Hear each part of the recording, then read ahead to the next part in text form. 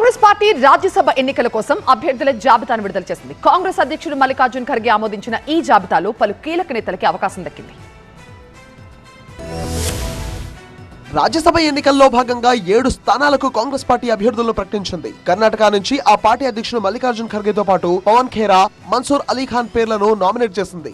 మధ్యప్రదేశ్ నుంచి మీనాక్షి నటరాజన్, రాజస్థాన్ నుంచి నీరజ్ డాంగి, తమిళనాడు నుంచి ప్రవీణ్ చక్రవర్తి, జార్ఖండ్ నుంచి ప్రణవ్ ఝా పేర్లను ఎంపిక చేసింది. ఇక తెలంగాణ కాంగ్రెస్ ఇన్ఛార్జ్ మీనాక్షి నటరాజన్ కు రాజ్యసభ సీట్ ఇవ్వడంపై టీపీసీసీ చీఫ్ మహేష్ కుమార్ గౌడ్ హర్షం వ్యక్తం చేశారు. అలాగే 7 కాంగ్రెస్ రాజ్యసభ అభ్యర్థులకు శుభాకాంక్షలు తెలిపారు. 13 రాష్ట్రాల్లోని 27 రాజ్యసభ స్థానాలకు ఈసీ ఇటీవలే నోటిఫికేషన్ విడుదల చేసిన విషయం తెలిసిందే. జూన్ జూలైలో ఖాళీ అవుతున్న ఆంధ్రప్రదేశ్ లో 4, గుజరాత్ లో 4, కర్ణాటకలో 4, మధ్యప్రదేశ్ లో 3, రాజస్థాన్ 3, జార్ఖండ్ 2, మణిపూర్ లో 1, మేఘాలయలో 1, అరుణాచల్ ప్రదేశ్, మిజోరాంలోనూ 1 స్థానంతో పాటు తమిళనాడు, మహారాష్ట్ర, ఒడిశాలో ఇప్పటికే ఖాళీ అయిన 3 రాజ్యసభ స్థానాలకు ఉప ఎన్నికలు జరగనున్నాయి. ఈ నెల 18న పోలింగ్ నిర్వహించనున్నారు. అదే రోజు ఓట్ల లెక్కింపు చేపట్టి ఫలితం వెల్లడిస్తారు.